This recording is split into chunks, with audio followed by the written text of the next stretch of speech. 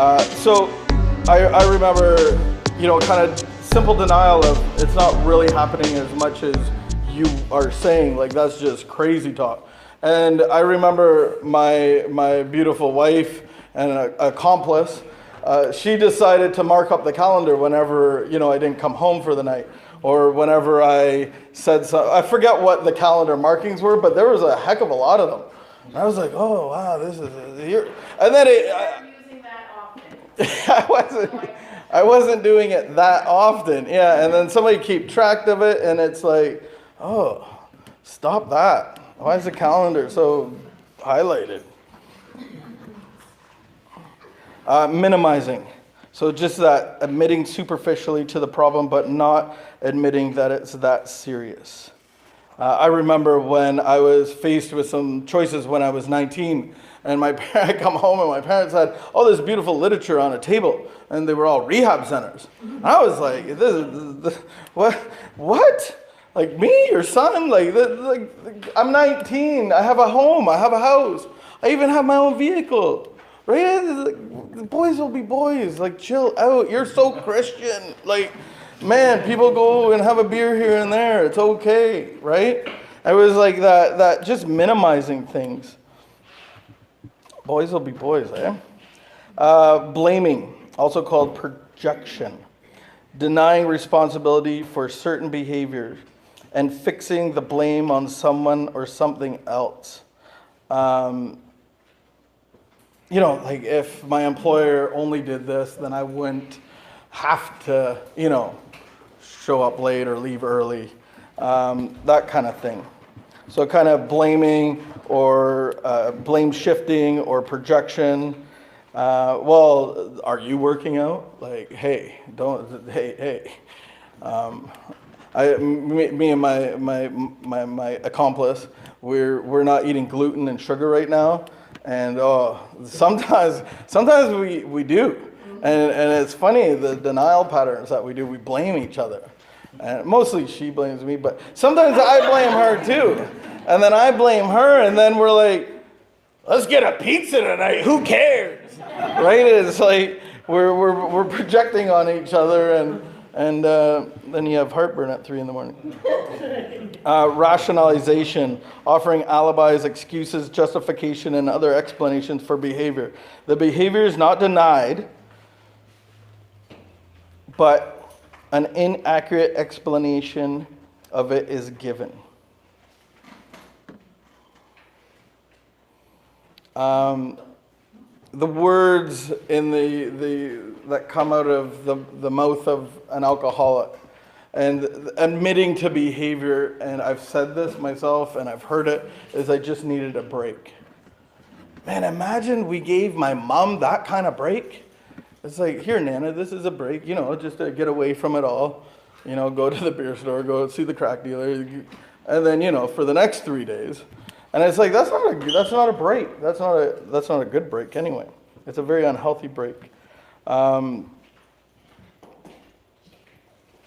Intellectualizing, number 5. Avoiding emotional, personal awareness of a problem by dealing with it on a level of generalization. Intellectual analysis or theorizing. Theorizing.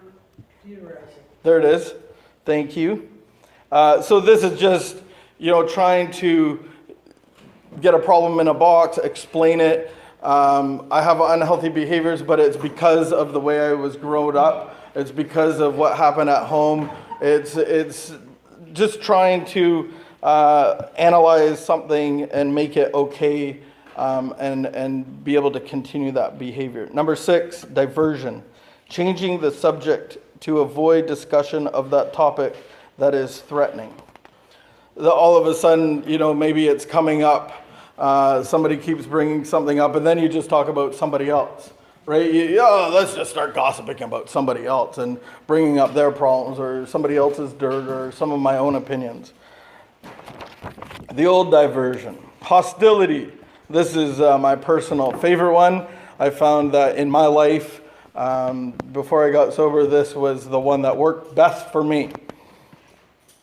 becoming very angry or irritable when reference is made to the problem causing conflict. This is a defense to back the challenger off the problem.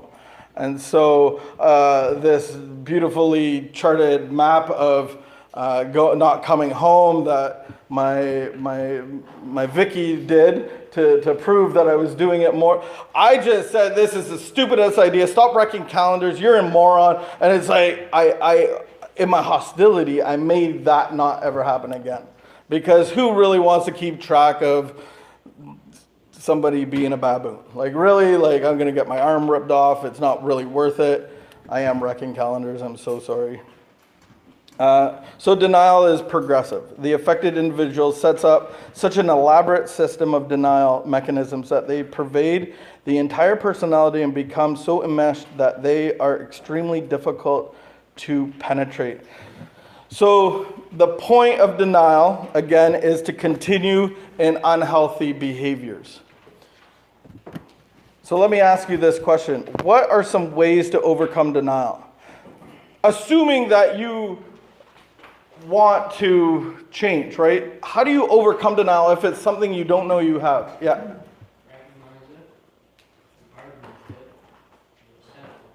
Okay, beautiful. So recognize.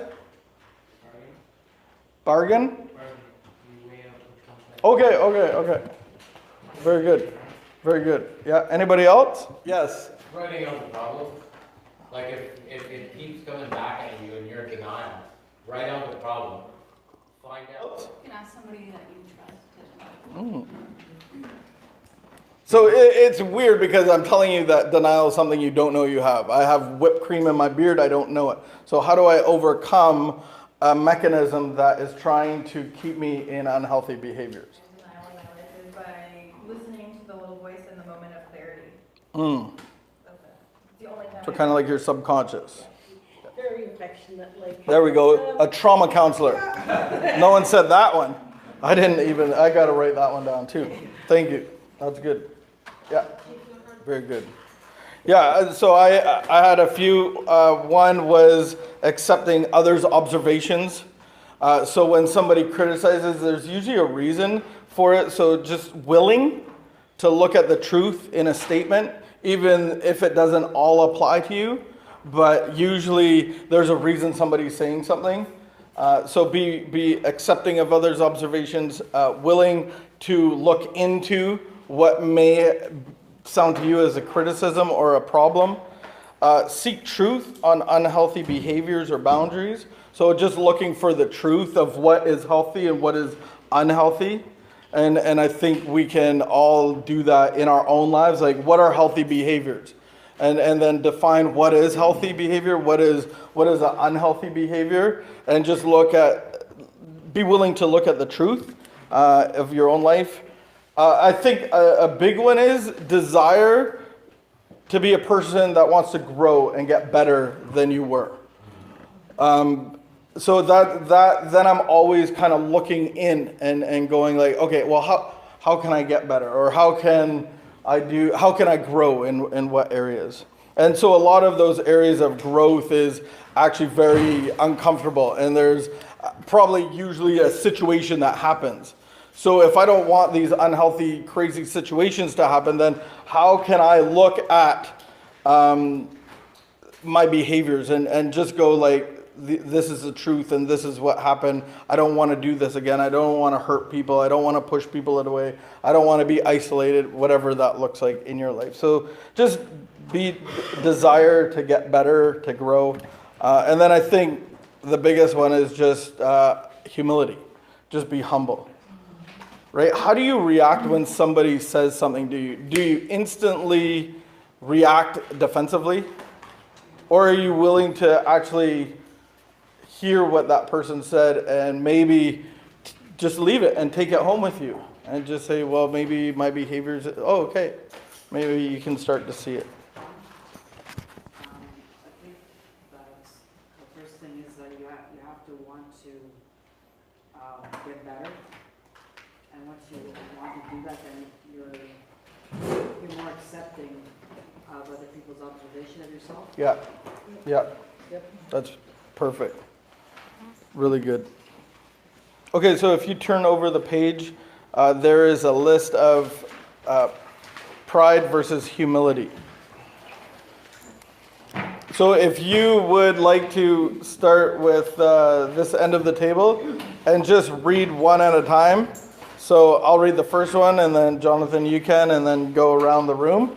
Do it as fast as I can write. I'm not a fast writer. So proud people focus on the failures of others. Humble people are overwhelmed with a sense of their own spiritual need.